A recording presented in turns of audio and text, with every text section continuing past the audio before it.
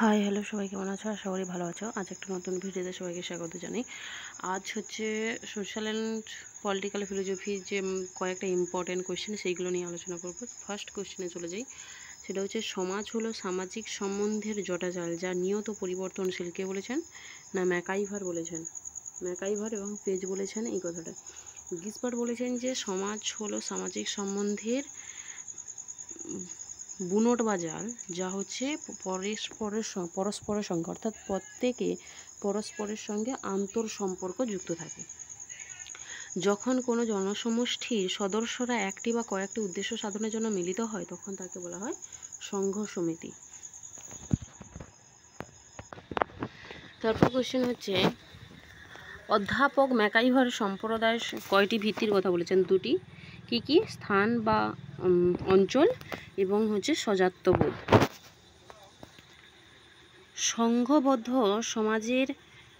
সংঘবদ্ধ জীবনের সার্বিক প্রয়োজন সাধনের উদ্দেশ্যে যখন কোনো জনসমষ্টি একত্রে বসবাস করে তাকে বলা হয় সম্প্রদায়, যেখানে কিছু উদ্দেশ্য থাকবে এবং সকলের প্রয়োজন থাকবে, সেটা হচ্ছে সম্প্রদায়।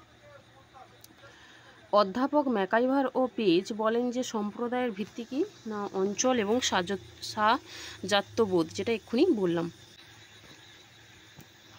অধ্যাপক ম্যাকাইভার এবং পেজের মতে মঠ বা জেলখানা বা হচ্ছে কারাগার, এগুলো কি? সম্প্রদায়। অধ্যাপক ম্যাকাইভারের মতে শিশুর কাছে পরিবার কি? না সম্প্রদায়। পরিবার হচ্ছে শিশুর কাছে সম্প্রদায়। প্রত্যক্ষ পরিচয় ভিত্তিক গোষ্ঠী বা মুখোমুখি গোষ্ঠীকে কি বলা হয়? মুখ্য গোষ্ঠী। মানে যেখানে ফেস টু ফেস থাকে, যেখানে আমাদের সাক্ষাৎ পরিচয় থাকে এবং আমরা বোধ যেখানে থাকবে। আর গৌণ গোষ্ঠী কি? গৌণ গোষ্ঠী বা মাধ্যমিক গোষ্ঠী একই জিনিস, যেখানে বলা হয় যে আমাদের সাক্ষাৎ পরিচয় থাকে না, মানে আমরা বোধটা কেবলমাত্র থাকবে কিন্তু সাক্ষাৎ পরিচয় থাকবে না। আর অন্তর্গোষ্ঠী কাকে বলে? যেখানে মুখ্য গোষ্ঠী এবং গৌণ গোষ্ঠীর মধ্যবর্তী যে গোষ্ঠী সেটা হচ্ছে অন্তর্গোষ্ঠী বা মাধ্যমিক গোষ্ঠী, যেখানে কি হয় না, যেখানে হচ্ছে আমরা বোধ থাকে এবং পরিচয় বোধটাও থাকে, যেমন ক্রেতা বিক্রেতার সম্পর্ক।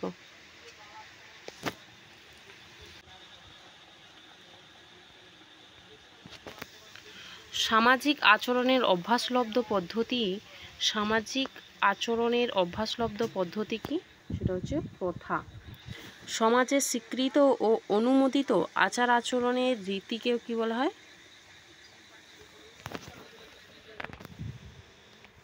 লোকনীতি। সমাজে স্বীকৃত ও অনুমোদিত আচার আচরণের রীতিকে বলা হয় লোকনীতি। শৈশবে সন্তানের প্রতি পিতামাতার কর্তব্য, বার্ধক্যে পিতামাতার প্রতি সন্তানের কর্তব্য, এটা কি? না, এটা হচ্ছে লোকনীতি।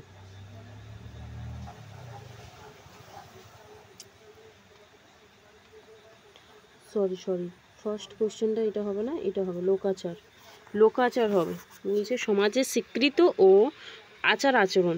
আচ্ছা, লোকাচারটা যখন শাস্তির পর্যায়ে চলে যায় তখন লোকনীতিতে হয়। কোন শ্রেণীর অন্তর্ভুক্ত সদস্যদের মধ্যে আমরাবোধ আছে? শ্রেণী চেতনার মধ্যে আমরাবোধ থাকবে, শ্রেণী চেতনা। সামাজিক স্তর বিন্যাসের মানদণ্ড হলো পেশাগত এবং পদমর্যাদার দ্বারা আমাদের শ্রেণী বিন্যাসটা ঘটে। বৃত্তি অনুসারে মানুষকে শ্রমিক, ডাক্তার ইত্যাদি ভাগে বিভক্ত করা হয়। এটা কি ধরনের? না উলম্বী বিভাগ এইটাকে বলা হয়। জন্মধারা বা লাইফস্টাইল দৃষ্টিকোণ থেকে উচ্চ শ্রেণী, নিম্ন শ্রেণী প্রভৃতি জাতীয় বিভাগ হলো কি? না আনুভূমিক বিভাগ। ভারতে জাতি বা যে কাস্ট সিস্টেমটা আছে, সেই যে কাস্ট শব্দটা প্রথম কারা ব্যবহার করেছিল? পর্তুগিজরা হচ্ছে প্রথম ব্যবহার করেছিল। আধুনিক সমাজে জাতিভেদ প্রথা, সেটা কি? না রুদ্ধ সমাজের প্রতীক। সোশ্যাল অর্গানাইজেশন সমাজগুলির লেখা।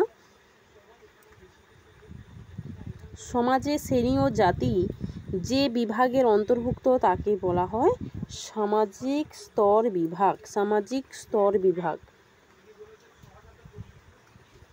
জাতি ও শ্রেণীর মধ্যে পার্থক্যের মানদণ্ডটা হলো কি না, পার্থক্যের মানদণ্ড সেটা হচ্ছে বংশগত একটা ব্যাপার থাকে, বংশগত বা কুলগত এবং বংশানুক্রমিক। বংশ অনুগতভাবে যার যে কাজ সেটা চলতেই থাকে, সেটাই বলা হয়েছে। বলছে এ যাবৎ সমস্ত মানব সমাজের ইতিহাসে শ্রেণীদ্বন্দ্বের ইতিহাস কে বলেছেন? মার্কস এবং এলেন্স বলেছেন। কার্ল মার্কসের মতে যে পদ্ধতি সামাজিক পরিবর্তন ঘটে সেটা হচ্ছে দ্বান্দ্বিক পদ্ধতি। দ্বান্দ্বিক ভাববাদের প্রবক্তা হলেন হেগেল, আর দ্বান্দ্বিক বস্তুবাদের প্রবর্তক হলো মার্কস, এবং বার্কলে হলো আত্মগত ভাববাদের প্রবর্তক।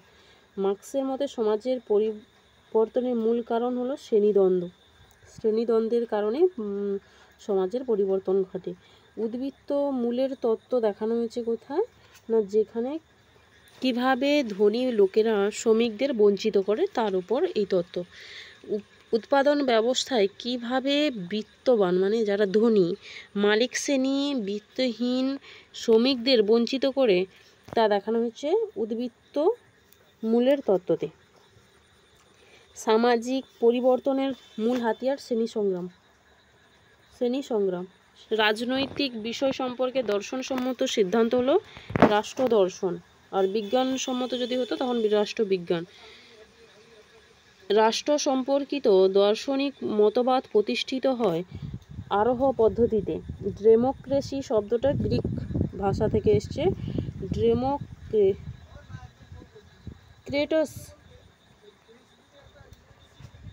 গ্রিক শব্দ ক্রেটাসের অর্থ হলো কি শাসন ও কৃতিত্ব।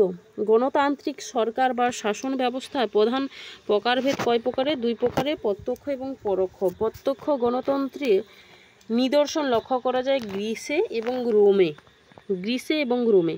প্রতিনিধিত্বমূলক গণতন্ত্র বলতে বোঝায় পরোক্ষ গণতন্ত্র, যেটা এখন আমাদের বর্তমান যে গণতন্ত্র ব্যবস্থা সেটাই হচ্ছে পরোক্ষ গণতন্ত্র ব্যবস্থা।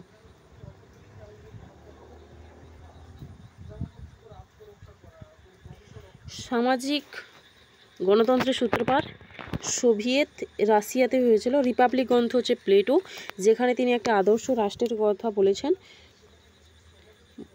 বৈজ্ঞানিক সমাজতন্ত্রের প্রতিষ্ঠাতা কার্ল মার্কস এবং চার্লস ফুলিয়ে, রবার্ট ওয়েন, থমাস মোর এরা হচ্ছে কাল্পনিক সমাজতন্ত্রবাদের প্রতিষ্ঠাতা। ইউটোপিয়া গ্রন্থটি কে লিখেছেন? স্যার টমাস মুর লিখেছেন। আদর্শ রাষ্ট্রের উল্লেখ করেছেন কে? এটা হবে প্লেটো।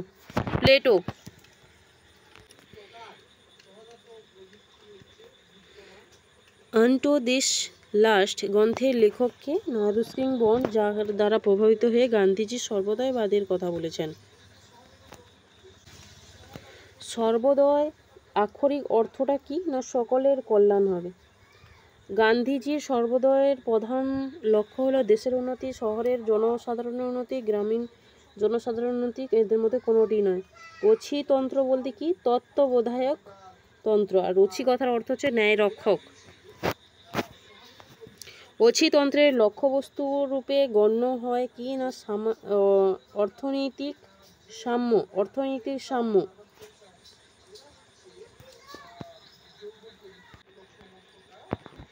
গান্ধীজির অহিংসার ধারণা সর্বাধিক প্রভাবিত হয়, সেটা হচ্ছে গীতার দ্বারা।